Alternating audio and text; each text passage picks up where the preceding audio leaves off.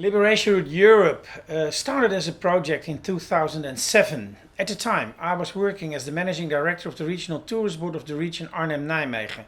And obviously for that region, Operation Market Garden or the Battle of Arnhem is quite a story, quite an event which happened in September 1944 when the Western Allied forces tried to liberate Western Europe from Nazi occupancy at the time.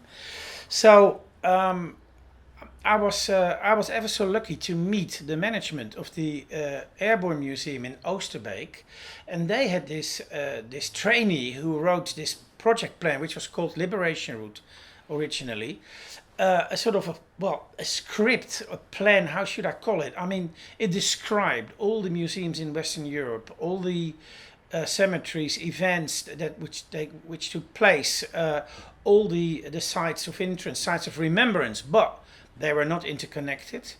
There was, hardly anything to find online. Okay, we were talking about 2007. So there was still not as it is today in 2022. But having said all this, the Airborne Museum said to me, Jurriaan, we think it's a great idea, this Liberation Route project, because the project was describing the fact that if we will keep the memory alive of what happened during the Second World War, the last 12 months of the Second World War in Western Europe, we should pay attention to all those sites, remembrance sites, museums and what have you. So I decided to take it on, and I had a word with my colleague Peter Kruk, who is still with Liberation Route Europe today. And Peter and I decided it's a fantastic idea. It's also a very important project, important message to keep memory alive. And so therefore I took on the job to find money to finance the project. And we started with 25 stories in the region of Arnhem and Nijmegen in 3 languages, eyewitnesses who were informing us, and obviously we cooperated with the Freedom Museum in Groesbeek, the Oorlogsmuseum in Overloon, and last but not least the Airborne Museum in Oosterbeek. So those 3 museums were advising us. And already at the time we knew that this story of Operation Market Garden was part of a far bigger story, namely the attempt of the Western Allied forces to liberate Western Europe from the Nazi regime in 1944. So we decided to follow in the footsteps and to go back to southern England, where the Allied forces guarded in 1944 springtime. We are talking about roughly 2 million troops, I think, American, Canadian, Commonwealth, British, Polish, what have you. And all of those troops were situated on the south coast of England. Well, at D-Days, June the 6th, 1944, they started with Operation Overlord to cross the Channel, get on the beaches of Normandy and start liberating and following the route to Paris, from Paris to the Ardennes, to Belgium, to Brussels, but into the southern part of the Netherlands, Eindhoven, Nijmegen, Arnhem. So this is this whole route. Arnhem, the bridge too far. The Allied advance had to stop because the German resistance was too fierce.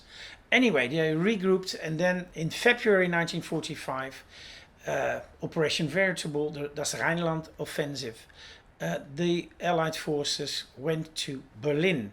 So roughly, we are talking about 3,000 kilometers of trail, which is still there, which was taken, the route which was taken by the Allied forces. And today, we can follow in their footsteps. We can just put on our shoes, listen to the stories as we walk from southern England to Berlin, or from Berlin to southern England, is up to you, or just 2 days in Arnhem, it's fine.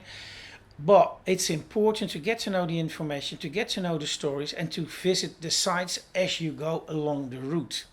So for me, after all those years, because it's 15 years ago, I'm still very, very excited and moved, definitely, by the fact that the team of Liberation Europe also today is still working on even enlarging that trail, but also the trails from southern Europe, other parts of trails in Europe which have been taken by the Allied forces, and therefore to complete well, complete, but more or less complete, the whole story of the liberation of Western and Central Europe in the last 12 months of the Second World War.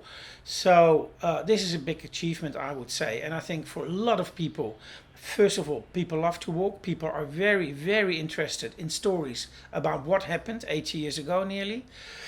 It's fantastic the way where we started and how far we got today in 2022.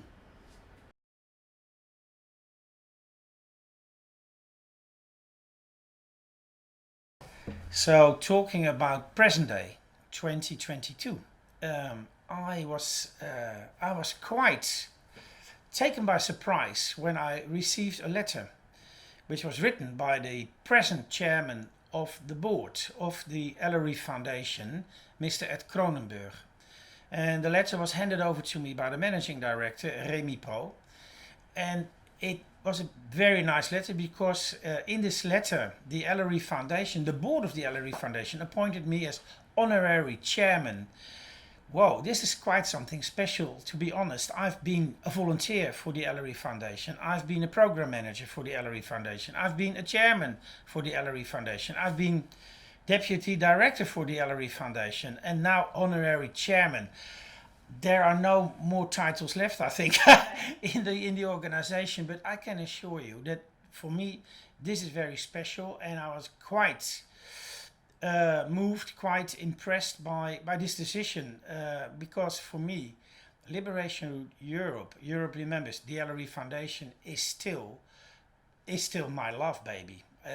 I have to say it because there is not one single day that I'm not reading about the aftermath of the Second World War, that I'm not following the news on LRE Foundation on Twitter or Instagram or whatever, or there's not one single month that I'm not visiting a museum somewhere in Europe explaining everything that happened at the time, but also the aftermath and the consequences we are living with today. And therefore I still feel, and unfortunately I must say, geopolitical situation in Europe, but also in Southeast Asia, as we know by now, the geopolitical situation asks us to tell the story of the LRE Foundation, the story of Liberation Route Europe, to still inform everybody about what happened, what the consequences have been, and what we should do with the regained freedom in Europe,